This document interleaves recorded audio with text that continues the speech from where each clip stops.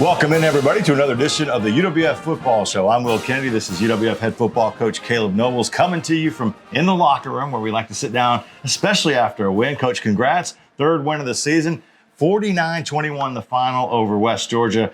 A heck of a game, heck of a crowd, family weekend. A lot was going on. No, it was a great atmosphere, and our players feed off that stuff. So very excited about how the fans showed up and really played a factor in that game. And proud of how our guys played. I keep telling our coaches I love our effort and intensity, and that keeps showing up week in and week out. And there's a lot of things we got to work on, but very excited about how we played. We had 5,000, a little north of 5,000. And they had a great tailgate out beforehand, and everybody wanted to see an end to the madness of the road team always winning in this series. So you guys did that. Let's dive into some first half highlights. There was a lot to get into.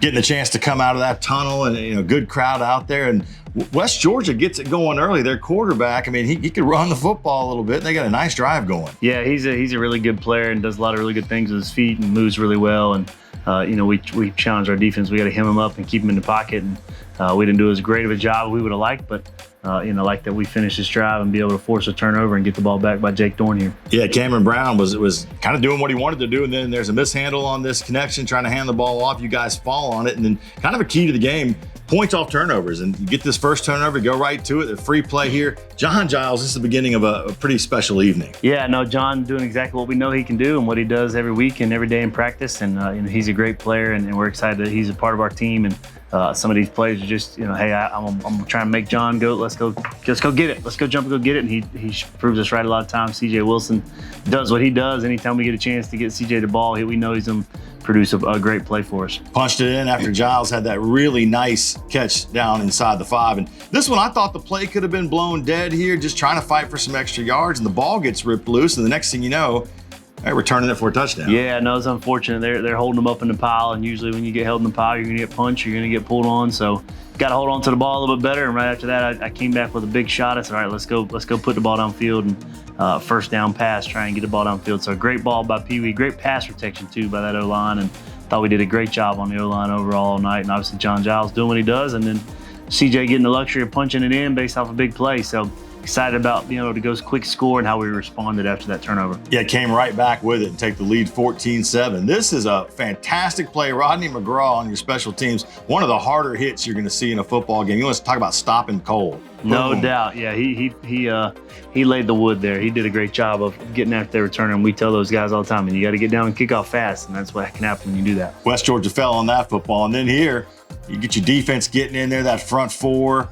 especially, and you get Deshaun Wilson coming up there. Jake Dorn had a nice night. John McMullen, too. You get the ball back, and this one, Pee Wee that's arm strength right there to Jared Smith. No doubt. Jared's one of the fastest guys on our teams, and we said, hey, let's just go take a shot and put it over the top and give him a chance to go get it. So excited about our pass pro and holding up, and Pee Wee knows if he can hang in there, we got a chance to hit some big plays downfield like that right there. Didn't really even step into that throw. It wasn't back foot, but it was close. And then Pee Wee showing a little mobility. No doubt. We got a little speed option we work a lot of times, and just to be ready and have to use it, and had a great opportunity to use it, and then be able to set ourselves up in the red zone for like a little back shoulder play to be able to throw to Caden. Caden's excellent at that stuff, and Pee Wee gave him a great chance to go get it, and obviously to be able to put points on the board is great. We might name that corner of the end zone after Caden Leggett, because he scored a lot of touchdowns down there. And here comes your defense again. They force an errant throw by Brown, picked off Ralph Ortiz to the house. My man Ralph, I told the defense before the play, I said, hey, if you go score, bring me the football. And Ralph did just that, handed it to me on the sideline. So love how Ralph's been playing. I've really been excited about how he stepped up and performed since fall camp, and excited about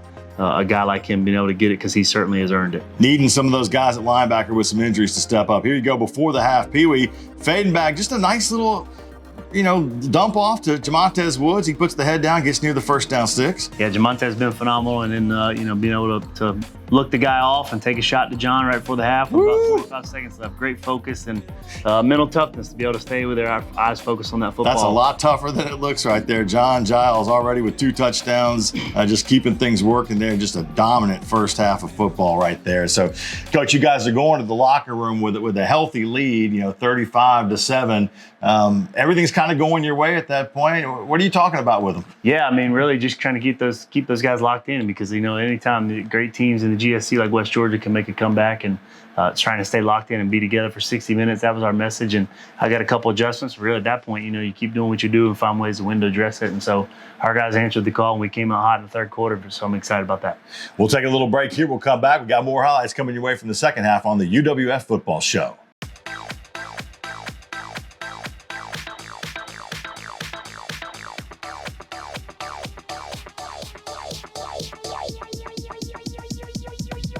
I need to try it first.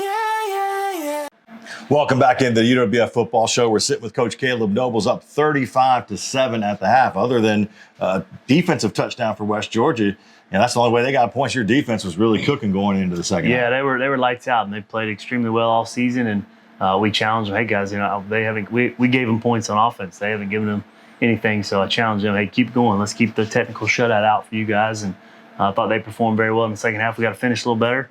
I thought we played about 52 minutes instead of 60, so that's something we talked about as a staff and got to keep improving, but I'm excited about how the guys are playing right now. You scored a touchdown after a fumble, a pick six, and here we go into the second half highlights. More good stuff coming your way. Jumping into the third quarter here, Coach, and you come out of the locker room. They had the ball, but you get it back, and here's Pee Wee finding Zach Offord, who, when you need him, Zach finds a way to make a reception. Yeah, he's very reliable, and he runs the right route, does the right things the right way, and then obviously be able to give John a chance to go make plays like this. He's going to do crazy things like that. So John's never satisfied either. He wants to score on every play. So you can see him. He never gets engaged in trash talk and all that. He wants to play football. And so excited about how he goes. And then Jalen Bussey being able to go down here and get a great run. That's a tough run right there that people don't realize how hard that is to do. So nice little dance move right there too. I got to ask him about that one. He hadn't taught me that move yet. So I got to get that ready for the next locker room celebration. Here comes another nice play by your defense. Eric Falau forcing a fumble.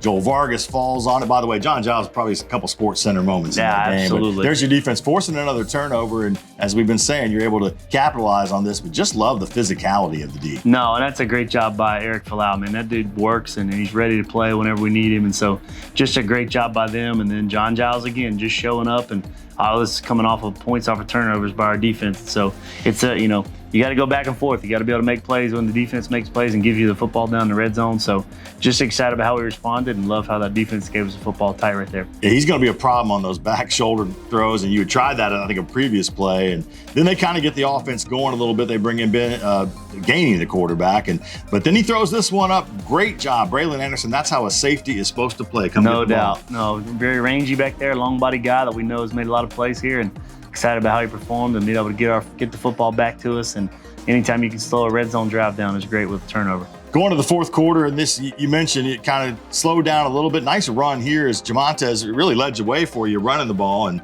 had a pretty nice night statistically. A little throw to KJ Franklin, and the guy's got some moves there too. No, he certainly does. He's a very quick, shifty guy that's made a lot of moves for us, and we're excited about him. And great job fitting one into a slant window right there to KJ again. And then, we just got to finish. We got to make a couple plays on defense, but they made a couple really good catches that, are going to happen sometimes. They got good football players in Carrollton, so we got to be able to just finish and create more, defensive stops when it matters the most late in the game. Their third quarterback, Ben Whitlock, he hooks up with Zay Britt a couple times, then finds Lockley here. Or that's Cole inside, and then he's going to go for the touchdown here. Hand off to Carlisle, punches it in, and all of a sudden, West Georgia's got some momentum. Good for them, good for Coach Dean. You want to carry something positive out. I know you don't want to see it, but it does help them a little bit moving forward. Yeah, of course. Obviously, they'll carry some of that into it. Hate that we finished like that. We had a couple guys run into each other on some plays, and I liked how we were finishing our last drive. Michael Rich moving a little bit here. He's got some wheels. He does. He got some good moves, and obviously. I had to use my challenge flag on this one to see if this was a fumble or not, but I thought his forearm was down. Yeah. We watched the replay several times. A good hustle by the guys, though, chasing this down. No, absolutely. If you see Brendan Cook running on the backside, he's a 10-4 track guy, 10-5 track guy in high school, and you can see him open up the stride and getting after it. I'm very excited about how we responded, though, and didn't give up points like at the end of this and be able to respond and make a play. So excited how the guys responded to that. Yeah, that's a great goal line stand there, right, to kind of finish off when things had gotten a little bit loose for a minute. And all in all, you guys come in the locker room here, you do the celebration, you sing the song, the water's flying around, you're 3-1. first conference win, and that's the first step. Of course. No, that's how you get the ball rolling. You got to get the first one no matter what. And so being able to use that, create a little momentum, because we know that playing the GSC is tough, and you're going to play great football teams week in and week out. We had the blessing of starting in West Georgia, so excited about where we're at, and we got to keep moving forward and improving. We're going to talk about North Greenville, a trip up to Tigerville coming up next in the last segment of the UWF Football Show. Bright Futures has awarded over 950,000 scholarships. You could be next. We fund futures. Visit floridabrightfutures.gov to learn more. Bright Futures pays. Welcome back in. Last segment of the UWF Football Show. Let's talk, Coach, about the trip up to North Greenville on the road this week. It's home road for the next little stretch. They're coming off of a loss, kind of got beat up a little bit by Valdosta, but they've been all right. 2-2 coming in, 1-1 in the conference. So we've seen them kind of improve year in and year out. Yeah, no, Coach has done a great job there. Coach Farrington's a really good coach, and they've done a really good job since they've been in the conference. And they've historically played us very well. They've had a couple games where been a tight game down to the last play, even overtime kicks last and all that. Field goal, yeah. So we got to be ready to go for 60 minutes, and we know 60 minutes or however long it takes. And so our guys know they got to answer the call and practice great week. This is a good football team we're about to play, and they're very physical on the O-line and D-line, and so we got to be ready to bring our hard hat and ready to go to work on Saturday night. We saw Dylan Ramirez, their quarterback, had a good week last week, even in the loss. Really kind of coming out party was here last year. He's a good player. No, he's a very good player. He's one of the better quarterbacks in the conference returning, and we got to be able to hem him up, keep him in the pocket, but also get after him, create a little pressure with our D-line, and we know get him off rhythm a little bit. Anytime you can have a guy worried about the pass rush, any quarterback's going to be not playing at a high level. So got to keep getting after them and be able to score points on offense to keep them off the field as well. And on the defensive side of the ball for North Greenville, a guy we know, Fred Billy, who played here. He's their leading tackler coming into the game. And your defense, as we mentioned, really having an outstanding first couple weeks of the season, continue to be a strength of this team. A large part of that's because of those guys up front. You got a new guy, a new coach on the defensive line. Coach Lucas Mello, nothing mellow about him. But let's sit down with Coach Mello. Originally from Central Florida, Lake Mary, Florida. From there, I went out to play junior college football in California.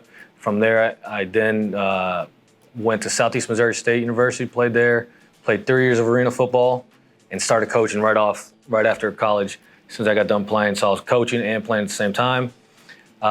Did high school ball, coached high school ball for 3 years while I was playing arena, and then I took my first college job in LA, actually where I played junior college at, where I was the co-defensive coordinator and recruiting coordinator there. Well, I think Coach Nobles was a big part of me coming here. Him, Coach Connor, I didn't know either one of them before coming here, but just the whole staff. Obviously, being up in Michigan, I liked where I was. I wasn't really looking for a place to go, but the opportunity to come back home to Florida, obviously come be a part of one of the best programs in the country at this level, in the history of tradition, and then you start looking at logistics of things, and you get around the staff and the vision, and that was the big thing for me, was getting the vision of the head coach. And I think we align very, very similar in every single aspect of what it is that we're looking for. And I just kind of fell in love with the staff, the defensive staff, obviously the head coach, and when I got here, the players and the rest of the staff as well. So, and then, it's Florida. It's Pensacola, it kind of sells itself.